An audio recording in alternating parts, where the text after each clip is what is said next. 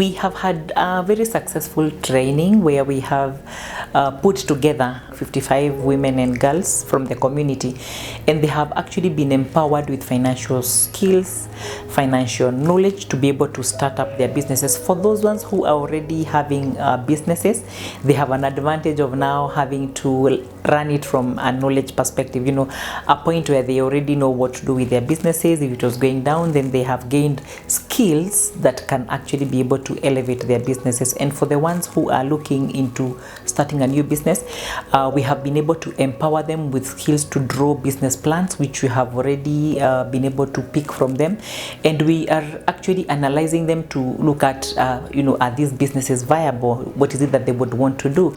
Hii training imeniweka nguvu tena, itanisaidia kuongeza bidii na uwezo ili kazi yangu nifike kwa maono yangu.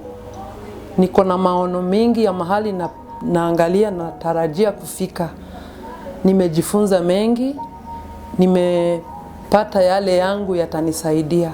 We have an economic empowerment program that really looks into empowering women, and especially the refugee women and girls, to be able to help them, may I call them the survivors of GBV, to be able to help them to become economically empowered. You realize that you want them to respond to issues, particularly SGBV, and they are not able to simply because they do not have the means to do so.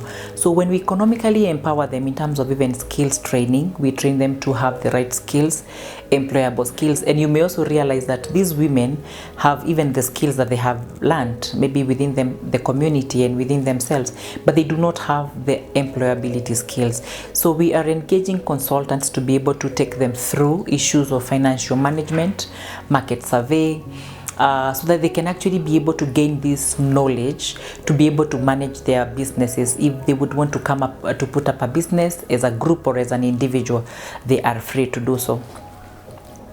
Kwa yale nimejifunza, ninaweza saidia wenzangu wa refugee, wale wenye hawakupata nafasi ya kukua hapa.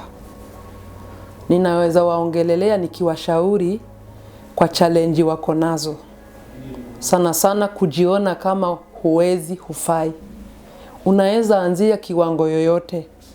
Biashara ndogo unaenda ukipanda. So when we do trainings, we are also looking at a possibility of even liaising or putting the girls into the vocational training centers where they can actually be able to learn some employability skills, in the sense that they can actually be employed. If someone cannot be able to put up a business by themselves, they can actually be employed. So we help them to gain employability skills to be able to even get some work elsewhere.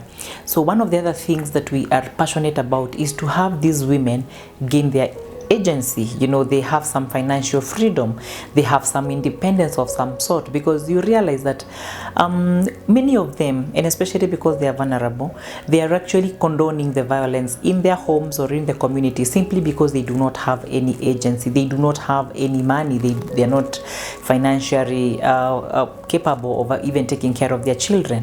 So, and we are also not leaving out the vulnerable or the special groups in their community, and that includes people living with disabilities, the elderly, as long as they are women and girls. Kwa niaba ya wakimbizi kama wanaume, tumewashukuru sana. Shirika la RCK muendelee kusaidia na wengine ambapo wangali na shida ya kujiendelesha kwa mawazo, wakipata kitu nao wapate hii training, kwa sababu ni kitu ya muhimu. Asante kwa kazi ambayo mmetufanyia.